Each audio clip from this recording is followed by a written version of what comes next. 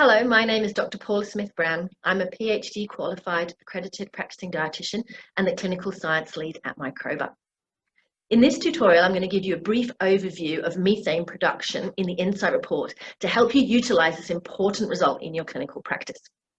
We know that the microbiome has the potential to create thousands of compounds known as metabolites, which can then travel throughout the body to have beneficial or detrimental impacts on health.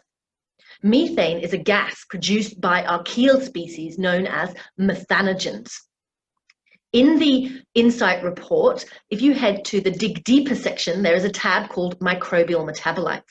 This is an important area of the report as it gives an estimation of the functional potential of the microbiome to create certain compounds or perform certain jobs.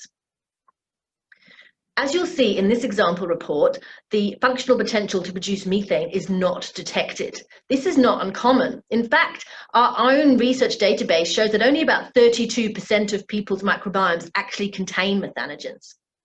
If methanogens are present, they have a beneficial role to play in the microbiome. When fiber is converted into short-chain fatty acids, it leads to the creation of hydrogen. If this hydrogen builds up, it can actually have an inhibitory impact on microbial metabolism. Therefore, the utilization of hydrogen by methanogens can help stimulate the production of short-chain fatty acids.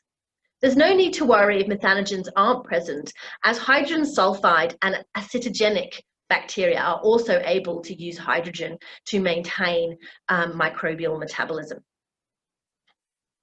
The most common methanogen present in human microbiomes is called Methanobrevibacter A. smithii. This uses hydrogen and carbon dioxide for methanogenesis. One of the benefits of this is that methane actually takes up about 20% less space than its parent molecules, hydrogen and carbon dioxide. So this could have benefits for gut comfort. In contrast, high levels of Methanobrevibacter A. smithii and methanogenesis have been consistently reported in people with constipation predominant IBS, and diverticulosis. We now understand this is because methane is not an inert gas as was previously thought, but it actually can act as a gastrotransmitter, acting on the enteric nervous system to increase contractile activity of the gut and reduce peristalsis, which ultimately leads to an increase in gut transit time that is often seen in these conditions. Early research did observe an increased level of methanogens in obese versus lean subjects, but this result has not been consistently replicated in the science literature.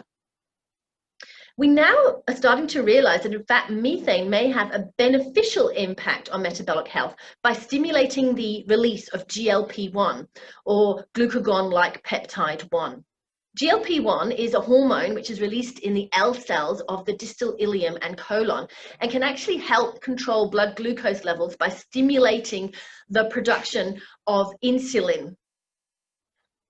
The beneficial impact of methane on metabolic health has further been confirmed by research that has shown that reduced levels of methanogenesis is associated with insulin resistance and increased levels of visceral adiposity.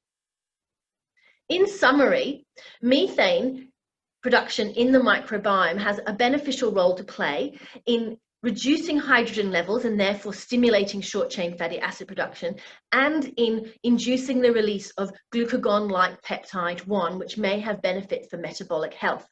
However, excessively elevated levels of methanogens in the microbiome is associated with the increased transit time seen in constipation predominant IBS, and diverticulosis. Fiber plays a really important role in regulating gut transit time. However, in people who have elevated levels of methanogens in their microbiome, the type of fiber might be important.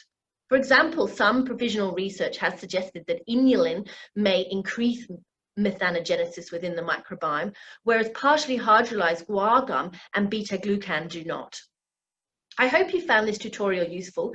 Please do visit our clinical resource hub where you'll find further tutorials on other important metabolites in our report.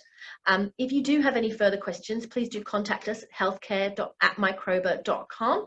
Thank you so much for your time.